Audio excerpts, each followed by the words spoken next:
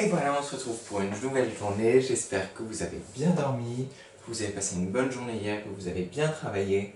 On est d'attaque et on va commencer, non pas par les rituels, mais nous sommes vendredi.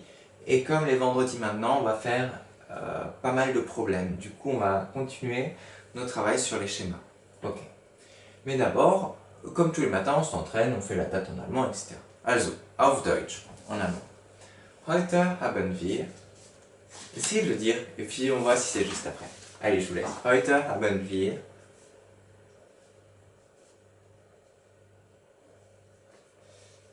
Okay, j'espère que c'est juste. Freitag, den 27.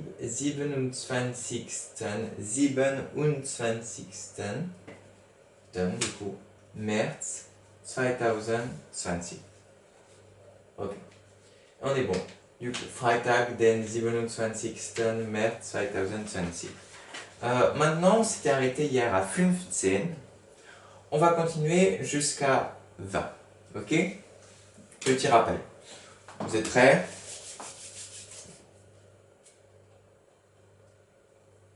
Elf. 13.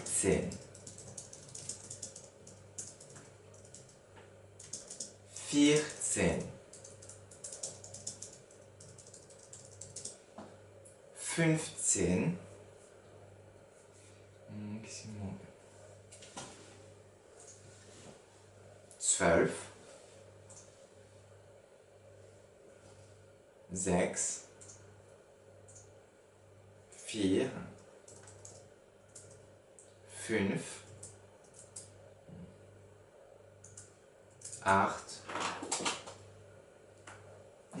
Ok. Also, on continue. 15. On a donc après 16. 16. 16. 16. On a 17. On enlève le zib, on enlève le un. 17. Parce que sinon 17 c'est trop long et c'est pas joli. 17, voilà. 17. On a ensuite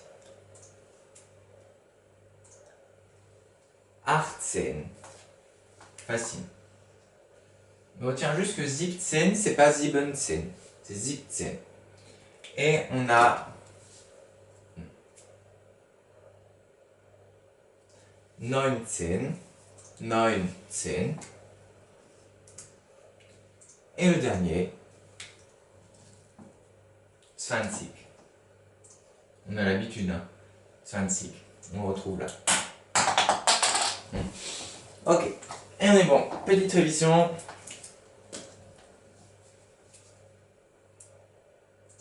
Sechzehn. 18. 19. 20. Et attention. 17. Ok, bravo, bonne révision. On va pouvoir finir ça. On fera une leçon sur les nombres et vous devrez réussir à compter, il semble jusque 31 et pouvoir les écrire aussi. Ce sera le but de notre leçon d'allemand. En fait, le but c'est que vous puissiez dire votre date de naissance en allemand. Voilà. Et on est bon. On va commencer par nos problèmes. Alors, le but de notre séance aujourd'hui sur les problèmes, ça va pas être d'apprendre un nouveau schéma. On apprendra un nouveau schéma la semaine prochaine, je sais, c'est triste. Mais on va s'entraîner, faire une petite... On va s'évaluer chacun, faire une petite évaluation de ce qu'on est capable de faire sur les schémas de division et de multiplication. Ok? Du coup, vous allez avoir, je crois, 5 problèmes. 5 problèmes que j'ai adaptés, voilà. Et vous allez devoir les faire, et dans ces problèmes, il faudra bien trouver et faire le bon schéma, selon si c'est une division, une multiplication, bien comprendre, etc. C'est un bon niveau sur les problèmes de multiplication et division. Et du coup, il faudra répondre en faisant une multiplication posée ou une division posée. Ok, très bien. Du coup, on est prêt. Petite révision. On est bon.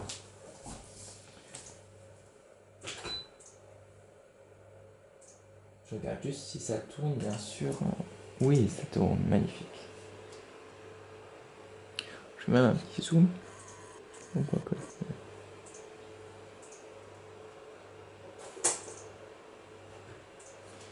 Mettre en plein écran.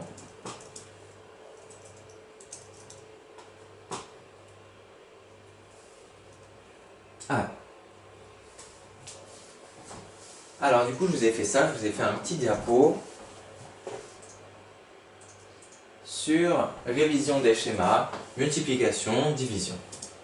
Ok. Toc. Ah zut, ça m'a pas fait les traits.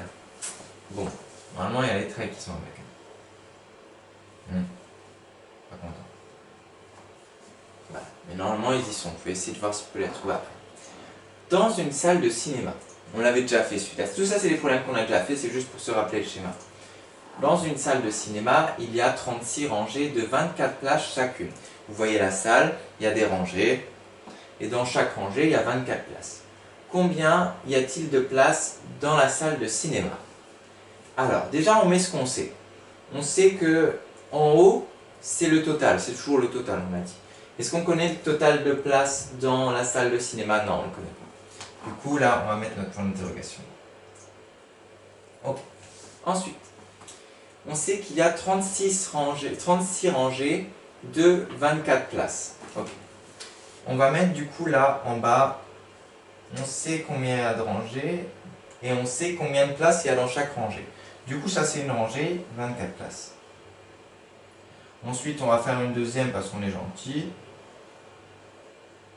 Et après on en a marre, on continue pas, on fait ça. Et on fait juste combien il y a de rangées, 26 fois. Du coup on met fois 26 ou 26 fois.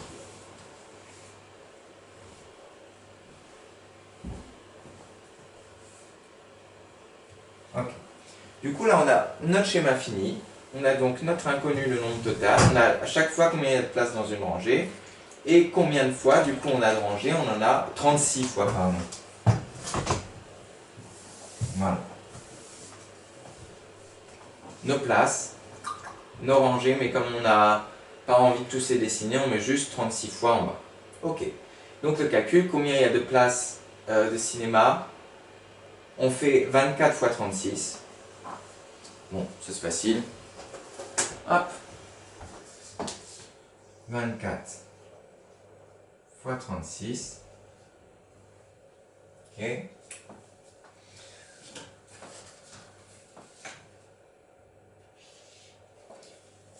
Six fois 4, on sait faire 24. Ok. Ensuite, 6 fois 2, 12 plus 2, 14. On enlève la retenue, on n'en a plus besoin. On passe au chiffre des dizaines. Du coup, on met un 0 parce que dans dizaines, il y a un 0. Voilà. 3 fois 4, 12. Ok.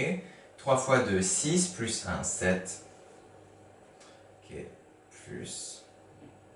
Et là, on trace bien joliment. Hop, et on fait notre addition.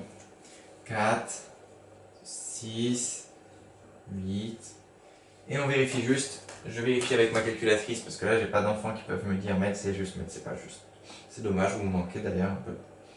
Tant pis. 24 fois 36. Ça nous fait 864. On est bon, on a juste. Et du coup, notre phrase réponse, ce sera il y a 864 places en tout dans le cinéma. Ok, c'était juste un petit rappel pour vous montrer là, comment marche la multiplication. Parce qu'il y en a qui ont peut-être oublié, ça fait un peu longtemps. Au coco, ça fait quelques semaines. Voilà. J'efface ça. Quoique j'aurais pu garder mes lignes là.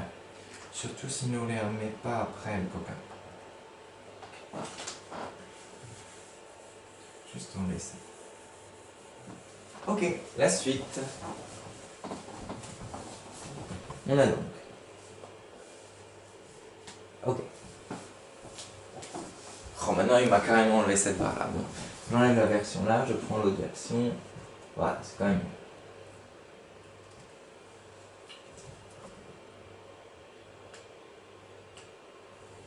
Ok. bon. Alors, il y a 28 élèves dans la classe. On imagine une classe avec 28 élèves. Le maître veut faire des équipes de 4 enfants. Combien fait-il d'équipes? Ok. On imagine bien le problème dans sa tête. C'est bon, sinon on peut faire un dessin. Voilà. Est-ce qu'on sait combien il y a d'élèves en tout? Oui, on sait. On sait qu'il y en a 28. On va mettre du coup le total 28. Ensuite, qu'est-ce qu'on sait d'autre? Est-ce qu'on sait combien d'équipes il veut faire? Non, c'est la question. Du coup, il faudra trouver. Mais on sait combien d'enfants il y a dans chaque équipe. On sait qu'il y en a 4. Dans une équipe, là, il y en a 4. Du coup, dans une deuxième, il y en aura 4 aussi. Une fois, il y en aura moins plus que 2, etc., etc. On ne sait juste pas combien de fois, finalement, il y aura d'équipes. Hein. Fois, point d'interrogation.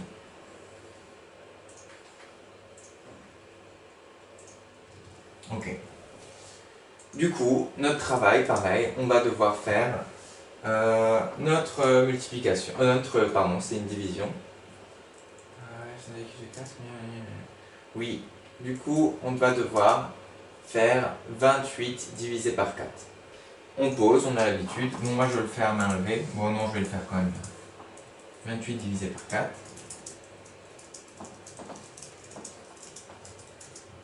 On va couper 28 avec chaque fois 4 élèves dans les équipes, du coup.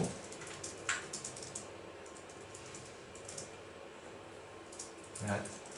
Du coup, dans 2, combien de fois on peut mettre 4 à 0? Pardon, j'ai oublié le trait. 0, 2, 8. Donc combien de fois est-ce qu'on peut mettre 4 dans 28? Alors là, il suffit de connaître la table de 4. 4 x 5, 20. 4 x 6, 24. 4 x 7, 28. Voilà. Ça fait donc 28. Et il nous reste 0. Du coup, il y aura 7 équipes. Le maître pourra faire 7 équipes de 4 enfants. Mais bon. Et il restera 0 enfant de côté. Et au pire, ils pourront tous faire du sport. Alors.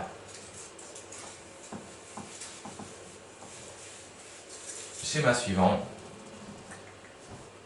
Et ensuite, vous serez totalement armé pour la suite. Je vérifie que ça tourne encore. C'est ma grande peur maintenant, ça marche. Alors, il y a... Ok, cette fois-ci c'est l'inverse. Il y a 28 élèves dans la classe. Le maître veut faire 7 équipes. On sait combien d'équipes il veut faire. Mais combien est-ce qu'il y aura d'élèves dans chaque équipe? Voilà. Du coup, est-ce qu'on sait le total d'élèves? Oui, il y en a 28. 2 est très... pas jojo. Voilà. Et du coup, on sait combien d'équipes il veut faire, il va en faire 7. X 7. Du coup, on a des équipes là. Combien de fois? X 7. On ne sait juste pas combien il y a dans chaque équipe. Ok? Voilà. Faire du coup 7 équipes, x 7. Du coup, pareil, on va diviser nos 28 par 7. J'ai plus besoin de le faire, vous êtes des pros maintenant. Ok. C'est toujours 4 x 7, 28. Du coup, il y aura 4 élèves dans chaque équipe de tête. On est bon. Je vais pouvoir vous lâcher sur le champ de bataille.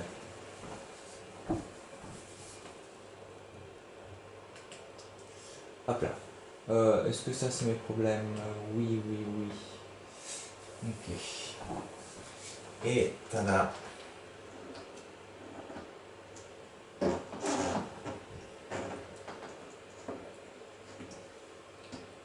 Ok. Et donc voilà. Je vais déjà vous montrer ça. Enfin, ça t'a fait un super truc du coup. Est-ce que la mise au point de la lumière, ça va? Oui. Pas si mal que ça. Alors, du coup, vous prenez votre cahier du jour, vous mettez la date, heute haben wir Freitag, den 27. März 2020. Petit mix de problèmes de division, de multiplication. Ok. Du coup, je vous rappelle comment bien présenter un. vous mettez solution. Ensuite, 6 carreaux, vous comptez 1, 2, 3, 4, 5, 6. À partir de la droite, vous mettez opération. Vous faites vos opérations. Maintenant, vous savez poser multiplication, division. Et vous me faites la phrase réponse, je sais pas, il y a 50 patates dans le champ. Voilà. Vous êtes prêts? Enfin non, je vous laisse le temps d'écrire ça. On attaque, je vous lis les problèmes. Hop là. Je vous laisse juste, pardon, 10 secondes le temps d'écrire ça. Vous pouvez mettre la vidéo en pause, etc. etc.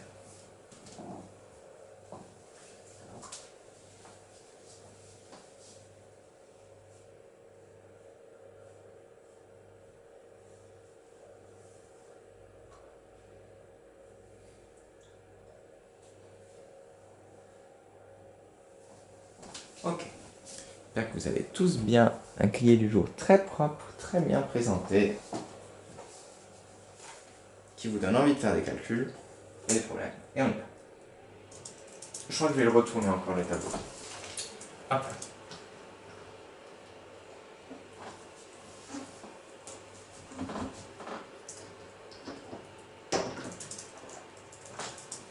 Alors, premier problème.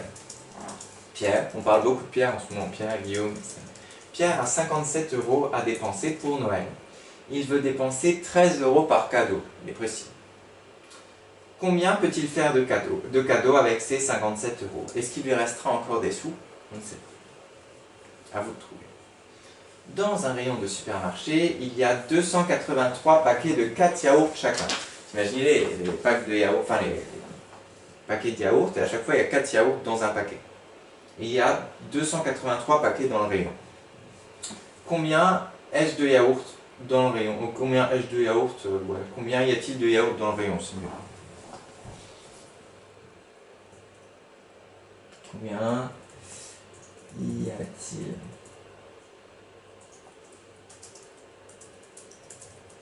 de yaourts dans le rayon? Ok. On est bon. Voilà, facile. Troisième, du coup, problème. Un camion transporte 50 gros bidons qui pèsent ensemble plus de 4 tonnes, presque 5 tonnes, du coup 4750 kg. Combien pèse un seul bidon? Celui-là j'aime bien, pas mal du tout. Et est-ce que vous arriverez à le porter? Ensuite, Antoine, quatrième problème, Antoine possède 278 timbres de collection. Nicolas en possède 25 fois plus. Combien Nicolas a-t-il de timbres dans sa collection? Ça peut être des timbres, ou ça peut être des billes, ou des cartes Pokémon, ou ce que vous voulez. Dans un stade, cinquième, il y a 485 rangées de 130 places, vous connaissez. Combien doit-on prévoir de plaques pour numéroter chaque place? Vous savez qu'à chaque place, normalement dans les salles de concert, on doit avoir une plaque avec le numéro. Comme ça, les gens sur leur ticket, ils savent à quelle place aller. Place A300. Du coup, ils doivent prévoir combien de plaques ils doivent placer pour le nouveau stade, par exemple. Voilà. Je vous laisse faire. Pendant ce temps, moi je vais faire la correction aussi. Vous l'aurez ce soir. J'espère que vous arriverez à faire tous les 5 problèmes. Je vous laisse 20 minutes. C'est assez, je pense. Ça devrait le faire. Bon courage à vous tous. Je vous laisse 10 secondes, comme d'habitude. Je fais juste un petit zoom pour ceux qui n'ont pas de Classroom. Et on est bon.